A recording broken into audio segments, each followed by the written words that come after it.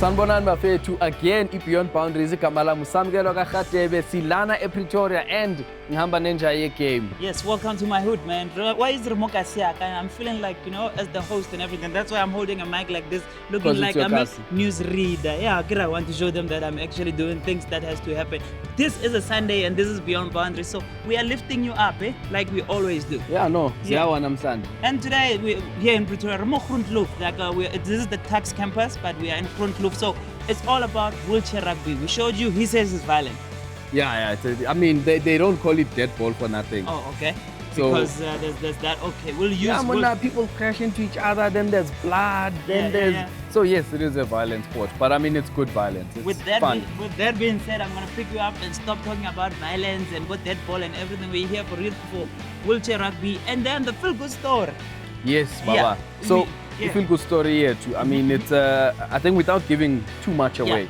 It's a very different one, and I'm gonna do it today. Exactly. And for the first time, we are not going to look for a disabled person to tell us about disability. We are going there. It's integrated. It's an able-bodied person who is dedicating his time to making sure that these able people are lifted and are positive. So I'm going to get the guy, but Sam is going to speak to him. Hey, this is Beyond Boundaries, Papa. So bafethu tips phela uyitholile feel good story yethu, and now I need to have the conversation ne feel good story yethu. So uyozositshela ukuthi ubani wakuphi wenzani, but he's a feel good story most particularly because of the role that he plays. Welcome to Beyond Boundaries. Can you tell our viewers who you are and what you do for wheelchair rugby? I'm fortunate to be the vice chairman for SA Wheelchair Rugby. My responsibility is to ensure development of the game and find new players to come into the game. Tell us what this event here means today for the athletes. We understand it's a league final, but what does it mean from a development point of view? What do you get out of it? Well, it gives the opportunity for new athletes to come and view and see what the tactics and the challenges are to be in a wheelchair and to be able to play wheelchair rugby. Month end of November, you've got the national championships. It's going to be much bigger than this and much crazier over a period of 2 days. How has the preparation and the build-up for that been going? Well, we've been trying to get the rugby unions involved to give us more support and get more awareness of the game going so that we can achieve a good selection of players for a national squad. Have we sent a team to Paralympics before? South Africa has not been able to do that because of the fact that we need to qualify internationally, and at the moment we're in the Oceania range or zone.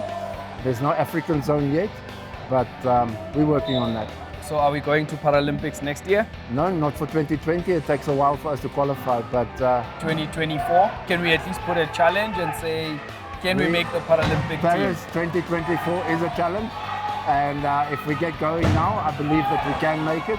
And we're just looking for some new players, some hungry talent, and people who would like to represent their country in Paris in 2024. What would you say is the importance of having families, able-bodied people participate in the development of the sport? Well, it gives you the athlete the opportunity to compete against an able-bodied, or to get the support and the travel and the accommodation and that type of things handy. But it improves the player because he then competes against the able-bodied. Well, anyway, we wish you all the best with the task at hand of at least finding a team for 2024. But most importantly, I think what makes this man our feel-good story is the involvement in the development of the sport. Very important. None of what's happening behind us would be possible if it was not for people like you. So thank you very much. Continue with the work, and you so much. We'll see everything in the future. Thank you. Thank you very much. Before Comrades champion Gerrit de Steen crossed the line in 11th spot at the New York Marathon, the elite men's wheelchair was won by American superstar Daniel Romanchuk. He finished a second in front of Marcel Hug. South Africa's Adams van Dijk experienced some cramps between 20 and 30 kilometers, which saw him caught by the chasing pack. That pack sprinted for fifth at the finish line, and van Dijk won the final battle to make the top 5. Congratulations. A former British Army soldier is hoping to achieve his Paralympic dreams with the world's first 3D printed snowboard bindings. 53-year-old Darren Swift lost both of his legs above the knee in a bomb explosion in Northern Ireland, and he successfully tested the bindings, which he hopes will help him qualify for the 2022 Winter Paralympic Games, which will be taking place in China. Swift aims to revolutionize para snowboarding by enabling other double above-the-knee amputees to compete against one another. The new bindings are the first to be able to absorb shock and adjust to different users' positions. Made from nylon and fiberglass, more than 500 digital engineering hours have been dedicated to the development of the prototype bindings. Britain's Prince Harry met with Paralympic hopefuls in Tokyo while visiting Japan for the Rugby World Cup final. Harry visited the new Para Arena Training Centre, meeting with the wheelchair rugby team, bocce players and powerlifting para-athletes. Japan will host the Paralympic Games in 2020, hosting more than 4,000 athletes in Tokyo. Students in England have been invited to help create a truly dynamic and dramatic cauldron that'll be the centre stage at the 4th Paralympic Heritage Flame Lighting Ceremony at Boundaries Stadium on the 20th of August next year. Taking place at the birthplace of the Paralympic movement, the Paralympic Heritage Flame Lighting Ceremony promises to be another spectacular outdoor celebration and will form part of the 5-day-long official Tokyo 2020 Paralympic Torch Relay. The cauldron will be an integral part of the ceremony and wider heritage celebration events for the Tokyo 2020 Paralympic Torch Relay.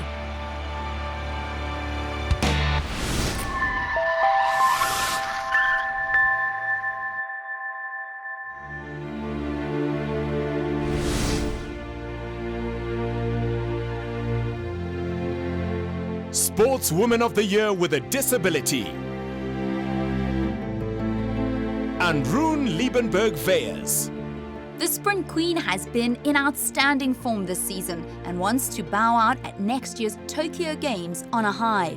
After battling with injury for many seasons, Anne Renee has come back with African records in the 100 metres and 200 metres and a world record in the 400 metres in 2019. Kgothatso Montjane. Kgothatso Montjane is the country's top wheelchair tennis player for over a decade. She's won this award on 2 occasions. She's currently ranked 7th in the world in singles and 8th in doubles. She competed in all the year's Grand Slams and won the Swiss Open women's doubles title. She made the doubles final of the US Open and the singles semi-finals at Wimbledon. And Simone Kruger. The teen sensation from Pretoria could only have her distances ratified for world records this year after her 14th birthday. She first broke the world discus record in her F38 class at the South African National Championships in Stellenbosch. And since the tears shed between her and her dad on that day, she's gone better at the World Junior Championships.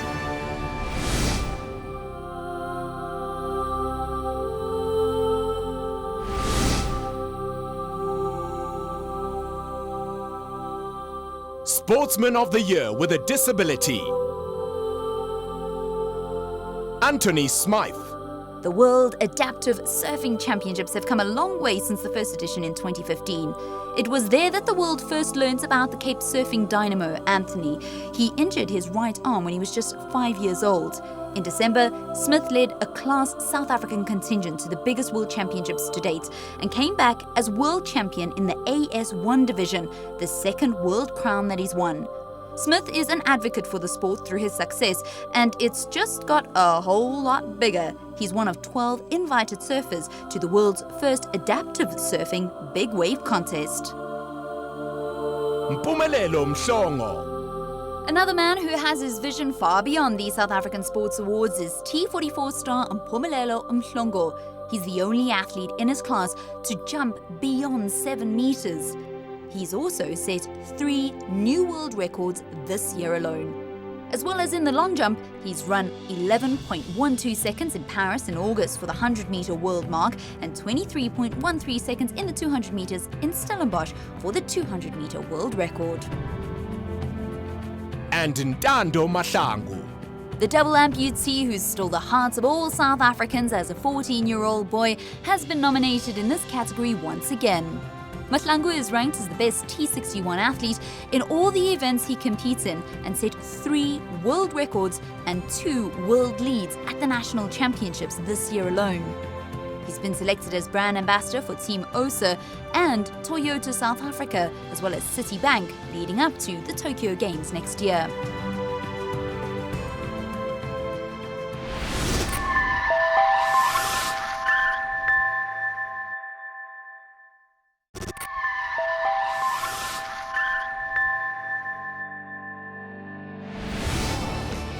The Wheelchair Rugby League finals reached a grand hurrah at the University of Pretoria Groenkloof campus after 7 months of action. The Vikings, who hail from Soshanguve, faced off with the defending champions, the Mustangs, in the first semi-final. The Mustangs at the Free State used a number of young players that they've now roped into the club to win a place in the final with a 23-4 win. In the second semi-final, Mandeville, here in the red and white, were in a cross-town battle with hosts Tuks. Both of these teams, who form the heartbeat of the sport in the country, are working hard to get new youngsters involved in the game. After halftime, the hosts were comfortably in the lead. In wheelchair rugby, each quarter is 8 minutes long. Time's a very important factor in the game, which combines elements of basketball, rugby, ice hockey with a volleyball as its focal point. Vic Buitendag may no longer be in the chair for competitive games, but he's still very much involved. He's the team's fitness coach, and what a wealth of knowledge head coach Suzette Muller has to lean on. Tuks number 54, Oki Anker, is the highest point on the team with a 3.5 classification. That's the top end of the spectrum for wheelchair rugby. The most agile on the court, it will take a mighty hit to stop him. Jeffrey Yates sure will try. A great effort from Yates and Clyde Holland, but Anker holds on for another point.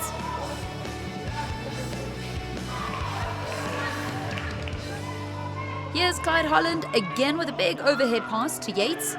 Yates is the co-founder of the Adaptive Sports Fund, which aims to expose other people who, maybe like him, became a quadriplegic after a motor vehicle accident, that don't know what options are out there to still be involved in a rich sporting life. This is Anker again for Tuks, and once he's in possession, unmarked, well, there's just no stopping him. Tuks increase their lead as they look to book a meeting with the Mustangs.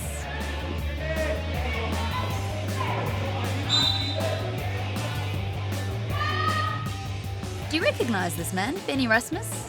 Not yet? Well, put him in a maroon 4x4 and you can't mistake him. Erasmus Tukatlego Moketsi, or as he's known to the team, Flash. And it's Anker who scores the points.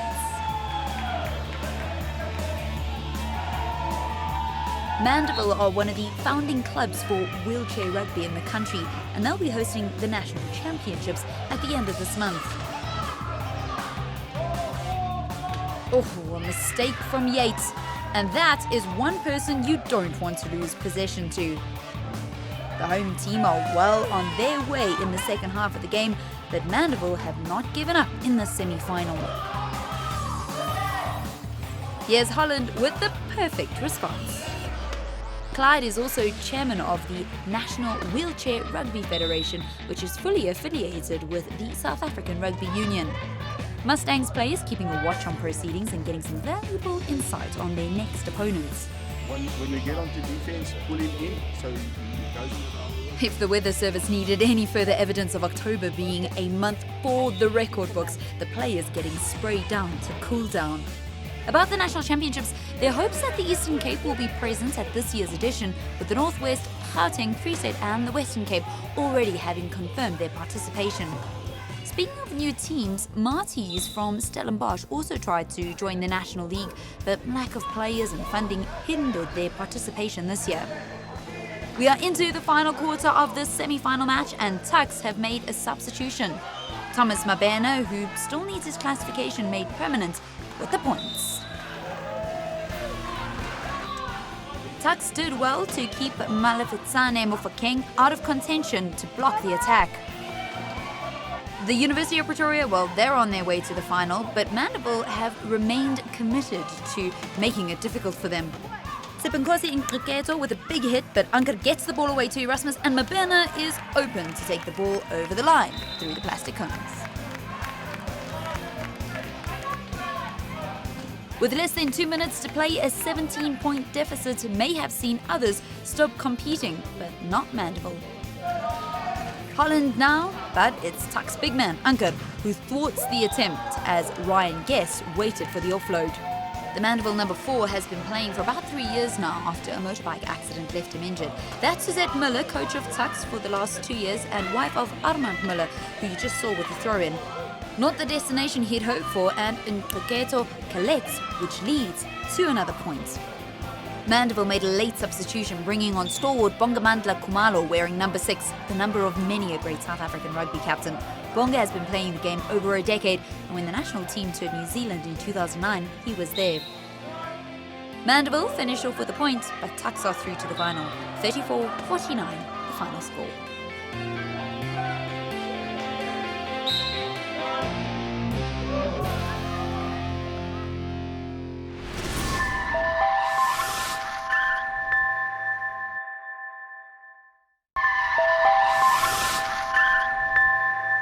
As you can see, man, the game is on. We're looking at Tucks playing against Mustangs, and some of the players have gathered their own support. You know, we had Monge Zimabena once we interviewed him, and he's a guy from Mamilo. Look at these guys. Look at the energy. I'm going to ask them now, Bosso. Lovely. Look at that. Look at that. Look at that. You see, the energy. Look. Bosso, what's up with the man? Yeah, man, who's your star player for today? My brother is the star player. Yeah, come on, star player. Flash. Number 12. Yeah. Number 12. But like, can you explain? We have a camera here. Can you explain to me like the atmosphere? What's the vibe? We need more people to support this kind of thing. Yes. Because Tell them to camera. This is your opportunity. We need more people to support this kind of sport. You know? Yeah. Because these guys, they don't see themselves as being disabled. Yeah. They're being differently abled. Yes. And that's what we need to support them. Exactly. And that's why I'm here. Yes. And This I is a support proper them. message I'm to there. all you able-bodied people, because we are integrating. My guy, how long Yes. have you been in this room? I've been here since In the morning. Since 8. Yeah. Since First 8, game. Since the first game, and then one thing, we need more black people. You know, we have a lot of black people on wheelchairs, but they don't know, or such things exist. Yeah. And then we want them to join. I'm going to leave you to the cheering here, because you guys are creating this atmosphere. Let you. us all say go Tucks on a count of 3. 1, 2, 3. Go Tucks! Home ground advantage. That's what Tucks were hoping to take advantage of in the gold medal match of the Wheelchair Rugby National League. The university team were up against the masterful Mustangs.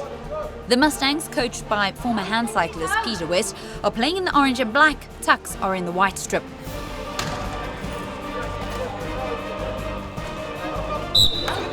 Ball is put in by Johnny Sutil, a 2-pointer who forms the backbone of the side, along with captain Jared McIntyre, Musa Similane and Gillian Fanamava.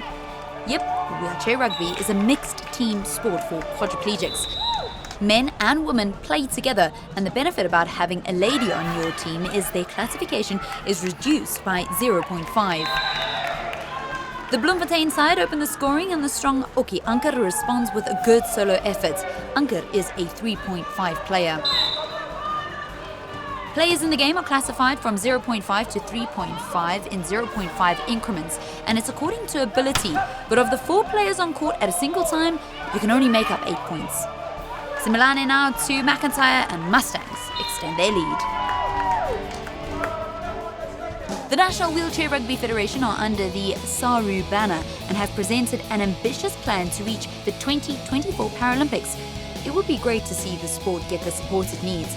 The last time a national team was selected for South Africa was in 2016, when they toured the UK and played New Zealand, USA, Canada and Great Britain. McIntyre with some more points and playing down the clock in the key. It's Benny Rasmus who puts the ball in. Mustangs' defence are trying to contain Anker. Erasmus to Paul de Kock. They call number 31 Skinny. A long pass and Anker collects for the points. They say winning is a habit, and for the Mustangs, it's a 4-year-long habit. They have not lost a match since 2016. Here's Simelane now. He provides for Sutil. And it's over the line for more points for the Mustangs. In wheelchair rugby, players once in possession have 40 seconds to score. Also, when a player is in possession of the ball, they must dribble or pass the ball at least once every 10 seconds. Good save from Sutil, but Tux's flash is waiting for him. Simelane scores again, and it doesn't look like they're going to be breaking their winning habit today. The speed of the Mustangs on court is their strength. Simelane is a three-pointer. Captain McIntyre in possession, and Fanamava has pulled a cock known as Skinny among his Tux teammates covered. Mustangs' marvellous Musa is left free and unmarked to put more points on the scoreboard. Simelane was born with congenital anomalies and spends quite a bit of time strapping up his hands to ensure he doesn't get injured. Johnny Sutil does well to block and hold Anker, leaving a speedy McIntyre to score. Jared, who is one of the fastest wheelchair rugby players in the country, is a great strategist and has been with the club, who train at the Free State University's Rag Farm since 2011. Jared broke his neck after diving into a lagoon a couple of years ago.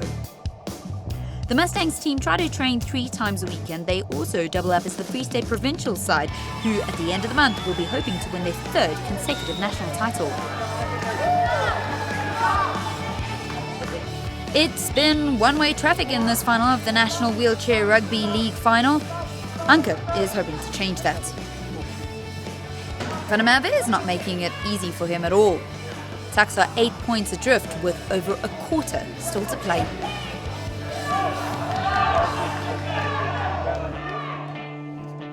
Tux had their most experienced team on court as they tried to beat the side that had already claimed 2 wins over them in the regular season.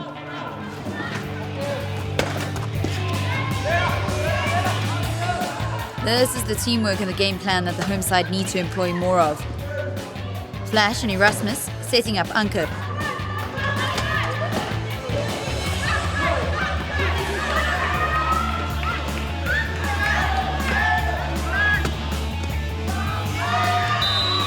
And you can see what it means to the Tux side.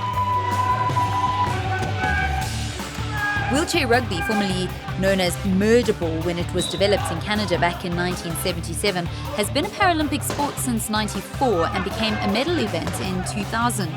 It's one of the most popular events at the Games, and in Tokyo next year it'll be no different, as they are the reigning world champions and bronze medalists from the last Paralympics. Time is running out for the hosts, and with McIntyre and Simelane appearing like they have only just begun the match, the hill is that much steeper for Tux.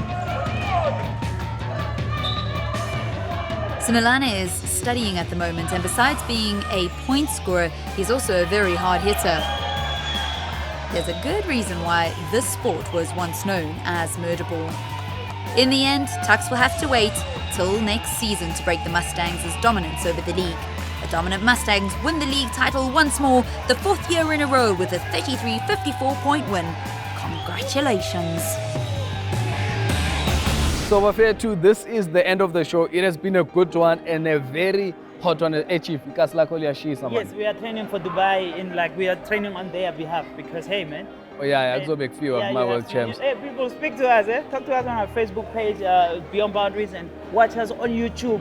Use your data and talk to us and engage. But today we have learned data is expensive, yeah. Yeah, but we have learned a lot of things. Yes. There's something that I've seen like the players, every time they take a break, they are like spraying them with water. Yeah. And apparently there's something really, really significant with that. Yeah. Why? So no, they're saying that I'm quadriplegics, they don't perspire. So core temperature rises very quickly. So they cool them ngamanzi on the outside so that they bring down the temperature. We are learning constantly on the show, Baba. So we gave you an awesome show. I think if you didn't learn anything from this show, if you didn't hear that message from those guys who were saying we need more able people in here so it can be integrated. This is a good show, man. No, absolutely. But anyway, kumele sibaleke sizonibona next week, and again, all the best to the guys that are nominated for the South African Sports Awards. Yeah, it's going to be a good one. This is Beyond Boundaries, SABC 2, 1:30. Jengamisa. Yeah, njengemihla. Okay, see you guys. Kamihla. See you guys when we look at you. Yes, Baba.